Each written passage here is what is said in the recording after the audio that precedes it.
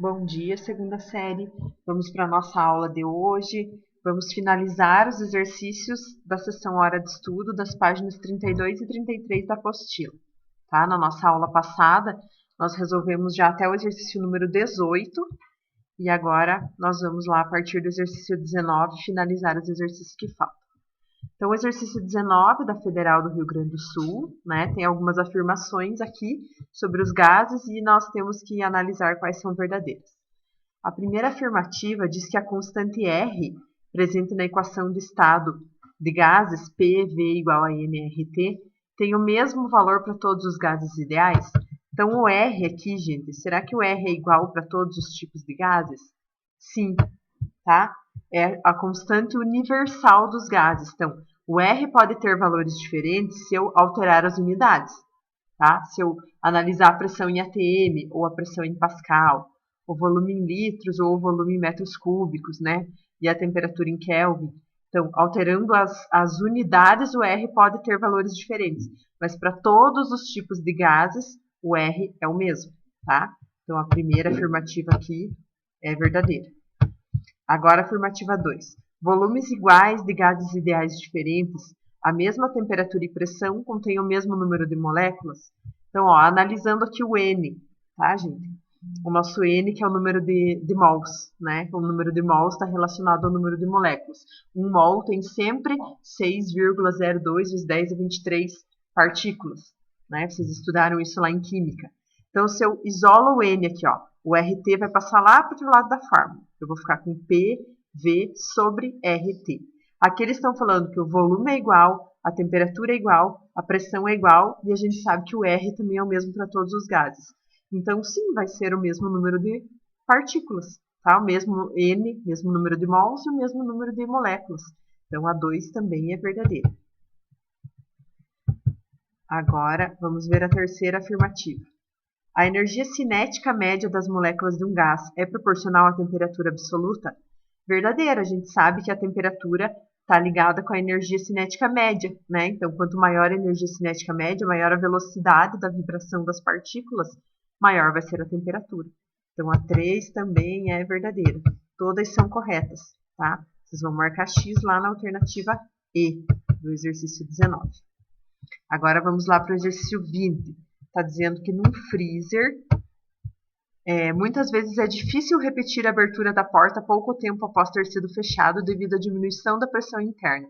Já aconteceu isso com vocês? Vocês abrem o freezer, vão pegar alguma coisa, fecham, daí lembram, vão tentar abrir de novo, ele parece que trava, né? Você tem que fazer uma força maior para conseguir abrir a porta. Então, isso acontece por causa da diminuição da pressão interna. Por que a diminuição da pressão acontece, gente? Porque o ar que entra está na temperatura ambiente e ele é rapidamente resfriado até a temperatura de operação do freezer, que é em torno de menos 18 graus Celsius. Então, considerando um freezer doméstico de 280 litros, bem vedado, sem nenhum problema na borracha, né? Num ambiente a 27 graus Celsius e uma pressão atmosférica P0, qual que vai ser a pressão interna depois que eu abri e fechei e tentei abrir de novo, tá? O freezer. Então, o que acontece aqui, gente? O freezer vai ter o mesmo tamanho, 280 litros, né? Na primeira vez que eu for abrir a porta e na segunda o volume vai ser o mesmo. Então, a gente está falando de uma transformação isovolumétrica, tá? Então, eu corto o volume da fórmula e nós vamos ter lá pressão sobre temperatura do início tem que ser igual a pressão sobre temperatura do final. Então, vamos substituir os valores aqui na fórmula para ver como que vai ficar. Então, ó, pressão sobre a temperatura do início tem que ser igual à pressão sobre a temperatura do final. A pressão do início eles estão chamando lá de P0, né?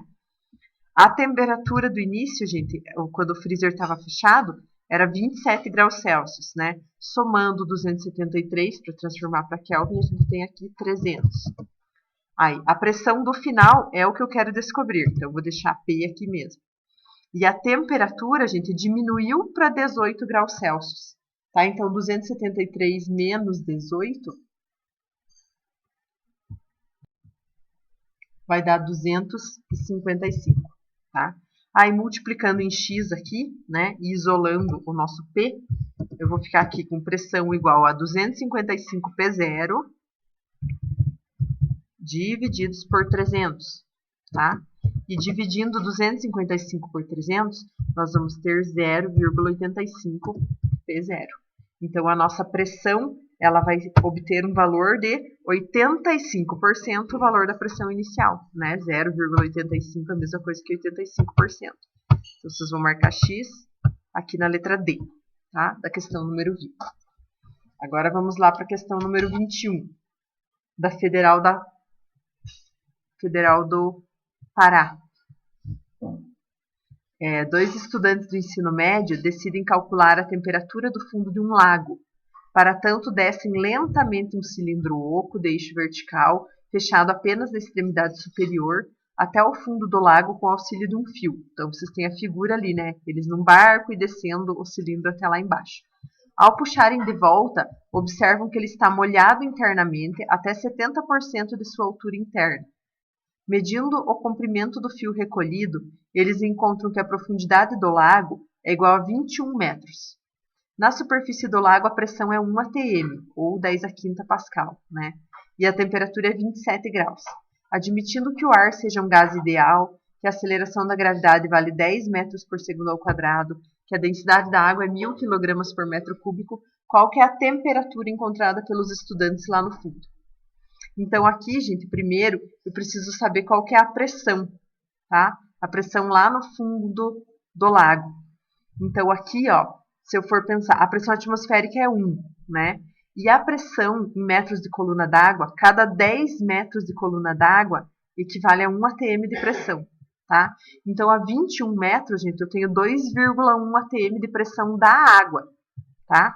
Mais 1 atm do ar, então lá no fundo do lago a pressão é 3,1, tá? Então, ó, a pressão da superfície do lago é 1, do fundo do lago é 3,1. Aí o volume da nossa latinha vai ser o mesmo, né, gente? Porque o cilindro não mudou de tamanho, então é uma transformação isovolumétrica. E vou ver a relação das temperaturas. A temperatura lá em cima é 300 Kelvin, né? 27 graus Celsius, e vou descobrir a temperatura lá no final. Então, vamos fazer, na verdade, o mesmo cálculo aqui do exercício 20. Então, aqui, ó. Continuando aqui, ó. O volume, gente, não vai ser o mesmo, né? Porque, ó, ele falou que o ar que estava dentro da latinha, ele se comprimiu e a latinha ficou 70% da sua altura, 70% da altura da latinha ficou molhada. Então, significa que o ar comprimiu e ficou com 30% do volume que ele tinha na superfície, né? Por isso que a água entrou e molhou uma parte da latinha. Então, na verdade, não é uma transformação isovolumétrica, né? Então, a gente vai ter aqui por pressão vezes volume sobre temperatura do início, tem que ser igual a pressão vezes volume sobre temperatura do final. Então, a pressão do início é 1, o volume a gente vai chamar de V, né? E a temperatura era 27 graus, 300 Kelvin. Aí, a pressão lá embaixo depois é 3,1, o volume é 30% do que era, então 0,3 V, tá? E a temperatura eu não sei, quero descobrir. Aqui, multiplicando em x, gente, eu posso cortar os V, tá? Então, vai ficar T vezes 1 igual a T. E daí eu vou ter que fazer 300 vezes 3,1 vezes 0,3, tá? E eu vou obter aqui 279 Kelvin de temperatura. Aí, as alternativas estão em graus Celsius, né? Como que eu transformo para graus Celsius? Menos 273. Aí, eu vou ter aqui a resposta final, tá? 6 graus Celsius. Então, vocês vão marcar X aqui na letra E. A alternativa correta é a letra E.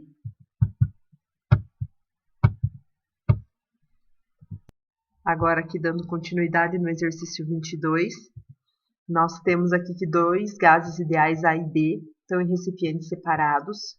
O gás A tem 10 litros de volume, 5 atm de pressão, e o gás B tem 5 litros de volume e 3 atm de pressão. As temperaturas são 27 para o gás A e 177 graus Celsius para o gás B.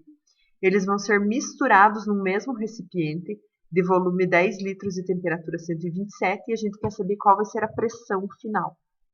Então, aqui, gente, nós primeiro vamos ter que analisar os gases como se separados, tá? Eu vou analisar aqui, ó, com a fórmula de Clapeyron, PV igual a nRT, o número de mols de cada gás, tá? Então, ó, P vezes V igual a N vezes R vezes T.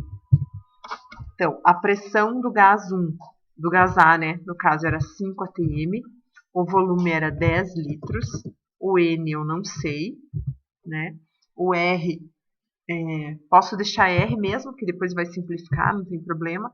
E a temperatura era 27 graus, que é a mesma coisa que 300 Kelvin, tá? Isolando o N aqui, gente, passando esse 300R lá para o outro lado, né? Vou ficar com 50 sobre 300R. Eu posso simplificar tudo aqui e eu vou ficar com 1 sobre 6R.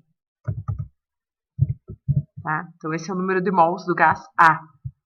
Agora, se eu for analisar aqui o gás B, aqui do ladinho, ó, mesma coisa.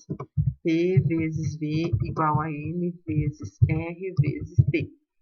Então, o gás B tinha uma pressão de 3 atm, o volume era 5 litros, o N eu quero descobrir, o R eu deixo R mesmo e a temperatura era 177. Então, 177 mais 273 dá 450, tá? Isolando aqui o N, eu vou ficar com 15, né, sobre 450R. E daí, simplificando aqui as frações, eu fico com 1 sobre 30R. Tá? Agora, a gente vai misturar isso aqui tudo dentro de um único recipiente. Então, ó, P vezes V igual a N vezes R vezes T para a mistura final. Tá? Então, eles falaram que a mistura final, a pressão nós queremos descobrir, né? O volume vai ser 10 litros. O N vai ser a soma desses dois, tá, gente? Eu vou ter que somar o número de mols do gás A e o número de mols do gás B. Então, vai ficar aqui, ó, 1 sobre 6R mais 1 sobre 30R. Daí, vezes R, que é da fórmula, né? E vezes a temperatura que eles falaram que vai ser 127 graus, que são 400 Kelvin. Aí, resolvendo aqui, gente, eu vou ter que somar aqui, ó, 1 sobre 6R mais 1 sobre 30R, tá? Vou ter que tirar o mínimo aqui e tudo mais. Aí, esse R aqui de baixo vai simplificar com esse aqui de fora. Eu vou isolar o P aqui e resolver a parte da matemática, tá? E nós vamos descobrir aqui a pressão final de 8 atm. Então, vocês vão marcar X aqui na letra C, tá? Na questão 22. Agora, vamos lá para 23. Um certo gás de 140 gramas de massa ocupa um volume de 41 litros numa pressão de 2,9 atm e a temperatura de 17 graus. O número de Avogadro vale 6,02 vezes 10 a 23. A constante universal dos gases foi dada aqui e eu quero saber quantas moléculas tem nesse gás. Então, aqui, gente, eu preciso descobrir o N, o número de mols, tá? Porque um mol tem 6,2 vezes 10 a 23 partículas. Aí eu vou descobrir quantos mols eu tenho nesse gás aqui e multiplico por 6,02 vezes 10 a 23, tá? Então, ó, P vezes V igual a N vezes R vezes T, né? A pressão aqui é 2,9. O volume é 41 litros. O N eu quero descobrir. O R 0,082, né? Lembrando que aqui o R está em atm litro, por isso que eu não transformei aqui, né? O atm e o litro do volume da pressão.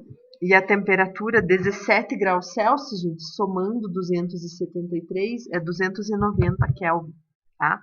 Então, multiplica aqui 0,082 por 290, passa lá para o outro lado dividindo, né? Eu vou descobrir aqui que o valor do meu N é 5, tá? 5 mols. Então, aí eu multiplico, né? 1 mol tem 6,02 vezes 10 a 23 partículas. 5 mols vai ter quanto, né? Multiplicando por 5, a gente vai ter aqui 3,01 vezes 10 a 24 partículas. Então, vocês vão marcar aqui aproximadamente 3 vezes 10 a 24, né? A letra A.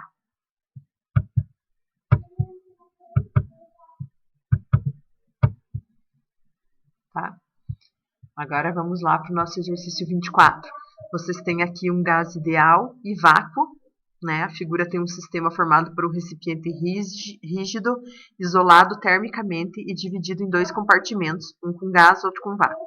Se a divisória do sistema for retirada, o que vai acontecer ali, gente? Ó, esse gás ideal aqui, ele vai se expandir livremente, ocupando todo esse volume aqui, onde havia vácuo, tá? E numa expansão livre, não há realização de trabalho pelo gás, nem sobre o gás, apesar do volume aumentar, né? E também não há variação da energia interna, portanto, ele vai manter a sua temperatura, tá? Então, vocês vão marcar aqui que a energia interna do sistema permanece constante, tá? Letra C. Agora, o exercício 25, vocês têm lá uma quantidade de gás passa de uma temperatura de 300 Kelvin para 500 Kelvin por um processo de pressão constante, né, transformação isobárica. Qual que é o volume inicial, sabendo que a massa de gás afetada foi de 60 kg e a densidade do gás é de 1,2 kg por metro cúbico. Então, aqui, através da densidade e da massa, a gente conseguiu descobrir o volume, né, de gás. Aqui, ó, densidade igual a massa sobre volume. Então, isolando o volume, eu faço 60 divididos por 1,2, eu vou descobrir aqui que o volume inicial era de 50 metros cúbicos, tá? Só pela fórmula da densidade. Então, eu vou colocar aqui do ladinho, ó, fazer o exercício 25 aqui embaixo. A letra A, ó. Então, densidade igual a massa sobre volume, né? A nossa densidade era 1,2, a massa 60 kg e o volume eu não sei. Então, o volume vai para lá e 1,2 vem para cá dividindo. 60 divididos por 1,2, 50 metros cúbicos. Tá? Esse era o volume do início. Daí, na letra B, a gente quer saber o volume final e também temos que dizer se o gás sofreu expansão ou compressão, né? Expansão ou contração. Então, ali agora a gente vai para pressão vezes pressão sobre volume igual... Não, desculpa, volume sobre temperatura igual volume sobre temperatura, né? Transformação isobárica, não tem pressão. Então, volume sobre temperatura do início tem que ser igual ao volume sobre temperatura do final. Então, o nosso volume inicial era 50, a nossa temperatura era 300, né? Aqui igual. O volume final eu não sei e a temperatura foi para 500. Aí, multiplicando em x aqui, né?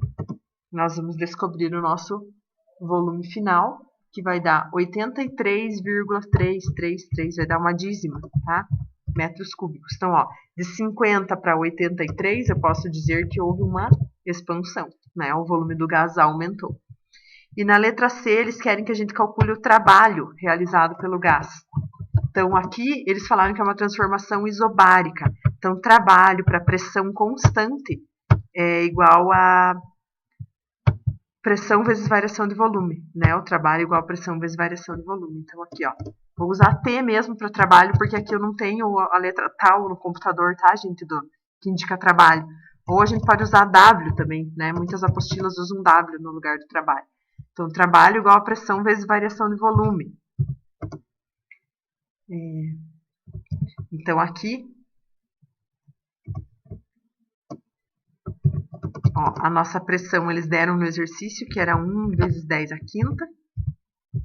E a variação de volume de 50 para 83,3 é 33,3. Né? Tá aqui, então, aqui eu vou ficar com 33,3 vezes 10 à quinta. Ou arrumando as casas decimais, né? 3,33 vezes 10 à sexta. Joule, tá? Porque trabalho é energia é medida em joule. Agora aqui o exercício 26. Vocês têm um gráfico, né? Uma expansão de um gás ideal e tem gráfico. E sempre que a gente tem gráfico de pressão por volume, a gente pode calcular o trabalho do gráfico pela área, né? O trabalho do gás, desculpa, pela área do gráfico. Então, o trabalho é numericamente igual à área. Ali vocês têm um retângulo, né? Então, a base vezes a altura. Então, aqui, ó, do 12 para o 32, a nossa base vale 20. E a nossa altura vale 40, né? Tirando os dados do gráfico ali. Então, a gente vai fazer aqui 40 vezes 20, 800 joules, é o valor do trabalho aqui realizado pelo gás. no exercício 26. Tá? Agora, continuando aqui, no exercício 27, nós temos um gráfico aqui também. Eles deram aqui ó, uma pressão A e um volume de 0,4 metros cúbicos, daí o gás passou por uma pressão B e um volume de 0,6 metros cúbicos.